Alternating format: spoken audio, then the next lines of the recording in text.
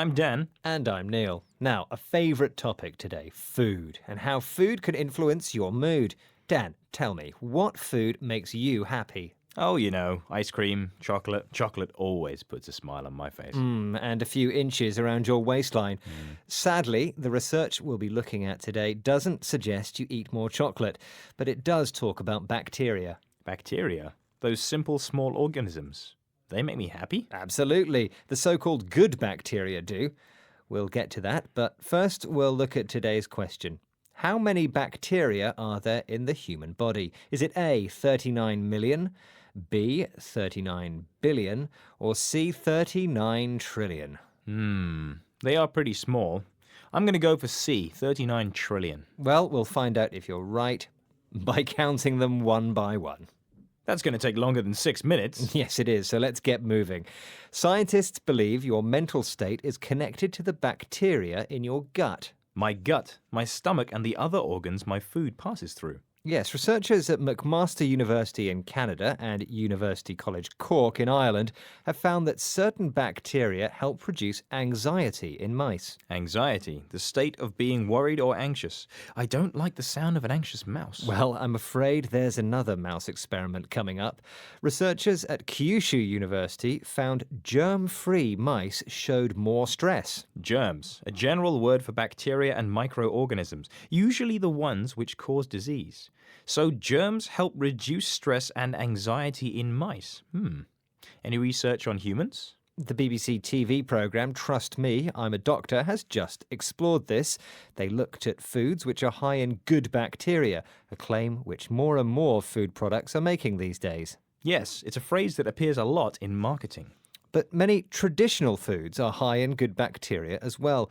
They found that homemade fermented food was best. So things like miso soup, kimchi, yogurt, sauerkraut, all these are fermented.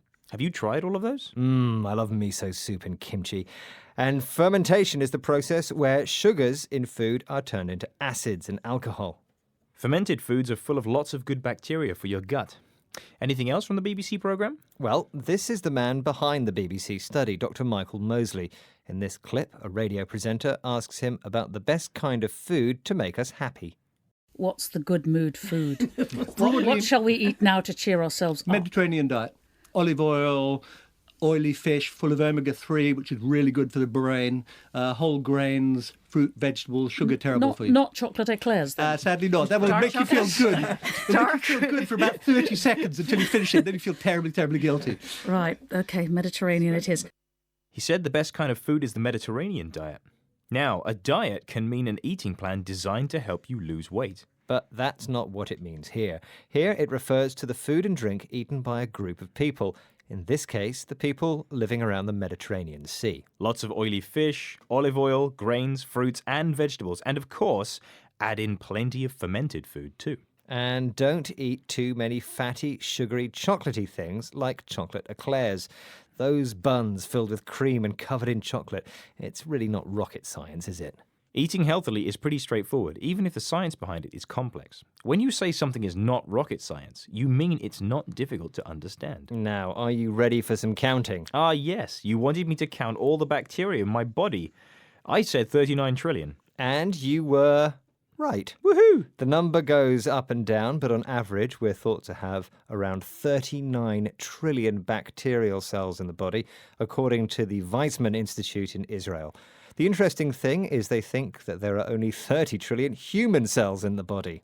So there's more bacteria than human in me? Well, maybe just you, Dan. Now, before the bacteria take over completely, let's look over today's words one more time. Gut was first. It means the stomach and other organs which digest our food. But here's an extra tip. The word can also mean bravery when used in the plural. You've got guts, Neil, wearing that crazy shirt in this office. Well, thank you. Maybe I don't feel any anxiety about how I look. Anxiety was our second word, and it means fear or worry. The adjective is anxious. You know what makes me anxious? Germs. I wash my hands 50 times a day. I can't stand the idea of getting ill from all the germs around here. Yes, germs are tiny organisms. The word usually refers to those which carry disease. But as we heard, certain germs are good for you. Especially those which are in fermented food. That's food which has gone through a process where sugars turn into acids and alcohol. They often taste sour or bitter. We also talk about fermenting alcoholic drinks. Beer and wine are fermented. Does that mean I should make them a part of my diet?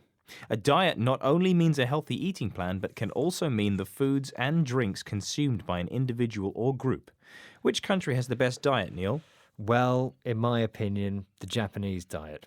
It's my favourite anyway. Very varied and plenty of fermented food. And finally, we had It's Not Rocket Science. It's simple to understand. An example? Brewing beer isn't rocket science. You just need hops, yeast, and patience. And there we are, a rocket speed review of today's words. And that's the end of today's 6-Minute English. Please join us again soon. And we are on social media too. Make sure to visit us on Facebook, Twitter, Instagram, and YouTube.